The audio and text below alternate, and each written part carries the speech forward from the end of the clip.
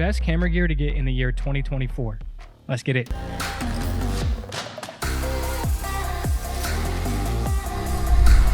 Whether you're a beginner or a seasoned veteran, this video is going to have something for everybody, whether you're trying to have more fun filmmaking, be more efficient, and really be more successful. So skip around as you see fit. And while you're down there, like, comment, and subscribe. I don't know why I'm doing the hand thing.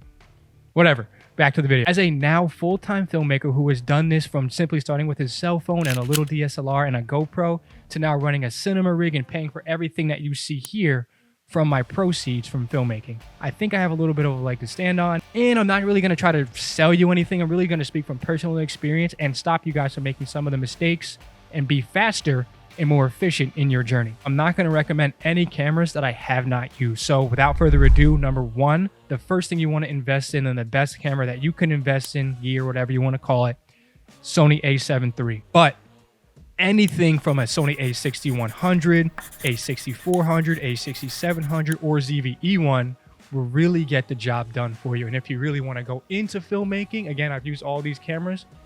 Start with the FX30, comes in around $17.99, and then make your way up, or just use that for your career. But like I was saying, if you really want that bang for your buck and you want to stretch out every dollar and get the most out of your dollar, in my opinion, in 2024, the Sony a7 III is still worth it. And if you're interested in it in any type of way, shape, or form, I reviewed it like 3 times in any of these videos. If you want to see them, they're in the comments, or they're going to be in one of these like card things. Now, you want to get a camera like this because it can teach you the basics of photography and videography. However, none of that means anything unless you have this next thing right here. That is a lens with a low aperture or a low f-stop. Great options for this include a Tamron 28-75 or the Sony 18-105 f4. If you really want to go for it and add a lot of weight, I would get the Tamron 35-150 that I reviewed here. Remember this, a great lens like something like this will last you way longer than a great camera body. In my opinion, I've had lenses for the past 3 or 4 years that I have not gone back and switched them out and got a different one, and really had the camera bodies turn over every year and a half, because I went from having this to the FX3 and now the Sony FX6, which I'm shooting on now. And I've actually rotated the same lenses between those 3 camera bodies. Lastly, don't be afraid to rent lenses, especially if you have insurance. Go out and rent a cinema lens. Try it out. Go out and rent a long, zoom lens. Try it out, but make sure you have good insurance. 3, we're going to hit up the fun department, and that's right behind me. That is that yellow. Is this the right side? That is the yellow tube light, which really, I could change the colors right now. Let me show you. That's a light based upon Amazon company. I don't even know what the name of the company is, but to tell you the truth, it doesn't matter the name of the company, because to be honest, I have not had one problem with that light. I'm actually going to change the color live right now. If I can get the app, loaded up on my phone here.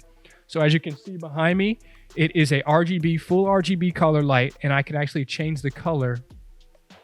It's purple now, green, blue, darker blue, back to purple-ish, red, and I'm going to put it back to where I had it in the beginning. And you can actually change the intensity on that, make it dim, make it super bright, which I actually like, and change the contrast on there as well, which is super awesome. So in my opinion, that light, which I'll link down below, has really helped me on music video shoots, because you can actually add a bit of a flicker there, or actually brings you life to your product photography or really special event photography that you want to do. You can get really creative and do like the whole lightsaber thing or the flash photography type of thing with one of those lights, but to be honest, it fits really nicely in my backdrop, and I have 2 of them. 4, this bad boy right here was my best investment for the year 2023 and should be your investment for the year 2024.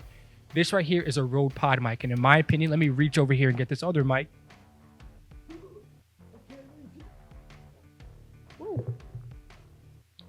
This is a Shure MV7, and this is 3 times as much expensive as this mic, and it sounds really similar. If you want to see this review, just look at one of these videos. But to be honest, you want great audio. Now, if you're doing interviews, podcasts, narration, recording sound effects, voices, anything like that where you need to be in close proximity and you want that really crisply sounding audio, this is an excellent mic that I really recommend, and it comes in at around $99, and you can even get it used at like your local Guitar Center or B&H or whatever you have it.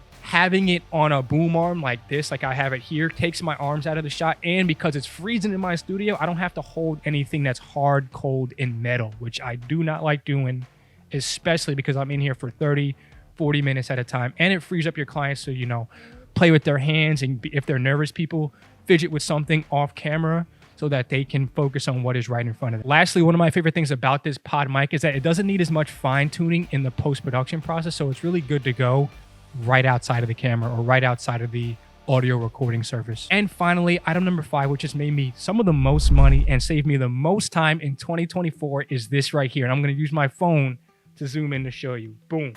You see that? 1, 2. Oh, you can't see the third one because it's behind my guitar, but I actually have some more over there. 1, 2, 3. Now, what those are these wheels. As a photographer, as a videographer, as a solo filmmaker, whatever you have it, you need to be able to have your stuff set up and broken down very easily. Having it on wheels has saved me so much time. As you can see here, I actually have a C-stand running above my head and a couple other lights that are set up back there. I'm able to move around my setup so easily. Now, if you have a studio, or if you're outside, or if you're in a space for the first time, like ever, this is clutch. And you look so much more professional having, you know, wheels in your stuff, and they lock. I have a $400 light right here and a $1,000 light right here, as well as a couple of tripods and C-stands, all relying on these sets of wheels, and I've had 0 problems. If you want more information on that, the link is in the description below. Obviously, a lot of other creators are doing these type of videos. However, I'm just speaking from my personal experience. It's not like a hierarchy that I'm doing that, oh, like this creator said this or that creator said that. This is literally from my experience as a cinematographer, as a documentary filmmaker,